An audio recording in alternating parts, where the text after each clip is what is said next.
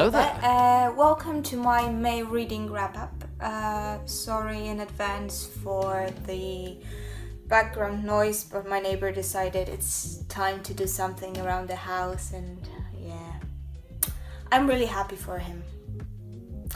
Okay, let's jump straight into it. I started May with continuing my Grishaverse marathon with King of Scars and Rule of Wolves. I am going to make a separate video discussing these books in detail, so for now I'm just going to share my general thoughts, no spoilers, so don't worry. That being said, this, while being a separate series, should not be read before you have read the Grisha trilogy and the Six of Crows duology, because yeah, there are some massive spoilers, first of all, but you would also enjoy it much less. In King of Scars, some of my favorite characters return, including Nikolai, Zoya and Nina, so that's great. That being said, there was a dip in quality compared to Crooked Kingdom, which had me crying for days after I finished it. And yeah, so it's 3 separate plot lines, but 2 of them are intertwined and connected very much. So Zoya and Nikolai try to run the country while dealing with the effects of the Grisha trilogy. And it has this kind of fairy tale, folktale feeling to it, because miracles start appearing all over Ravka and they need to deal with that. So it's not my favorite, but I really like the characters and they have great character arcs, so that's great. And the Nina plotline is separate. So, and it's really...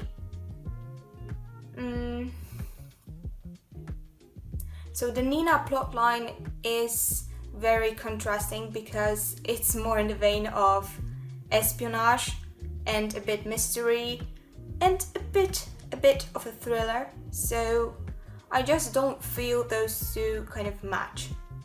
But yeah, in general I enjoyed it.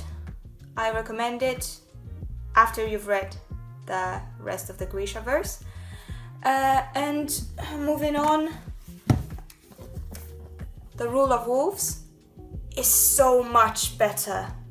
Of course, it continues with Nikolai, Zoya and Nina, but it's so much better.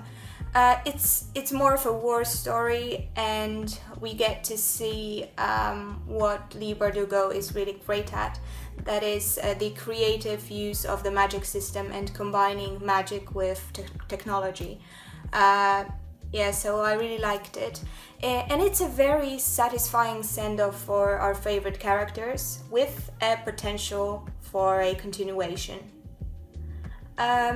So yeah, I really recommend it. I really liked it. More so the Rule of Wolves than the King of Scars.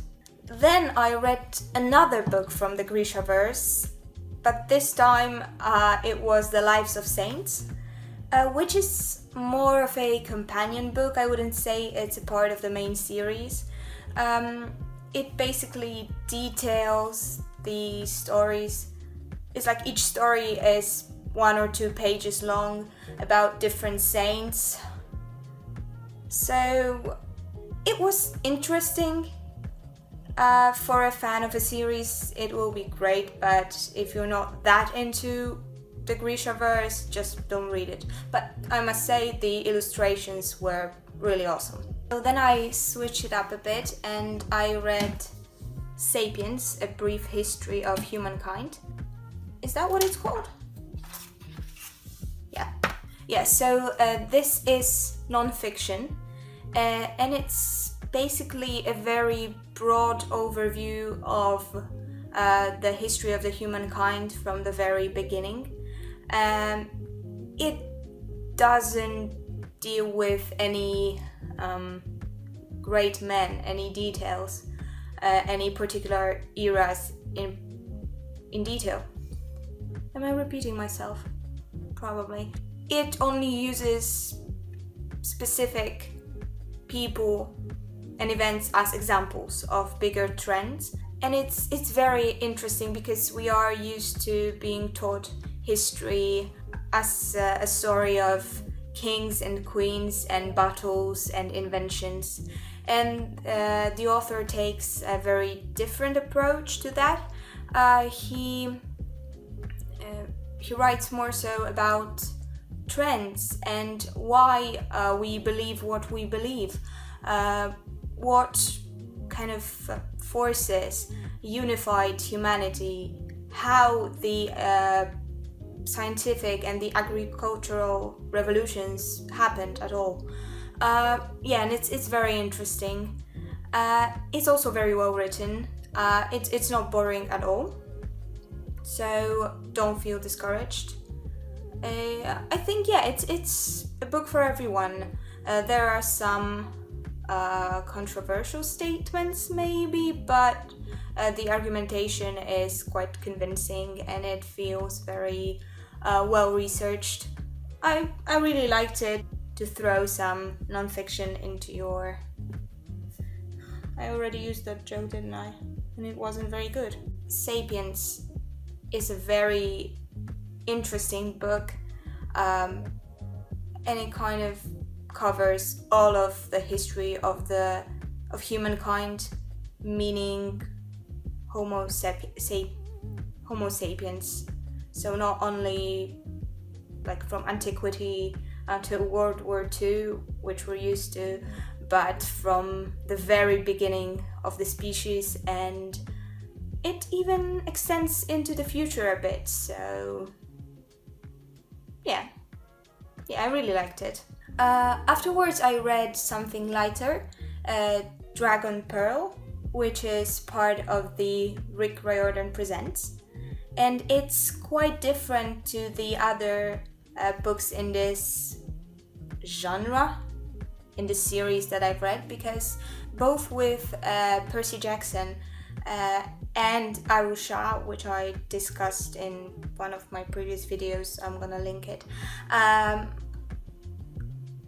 It's an ordinary teenager who finds out, oh, so gods and mythological monsters actually exist. While Dragon Pearl is different because it's, first of all, a science fiction book. It would probably be described as middle grade, but it's more YA, I'd say, than Arusha, for example.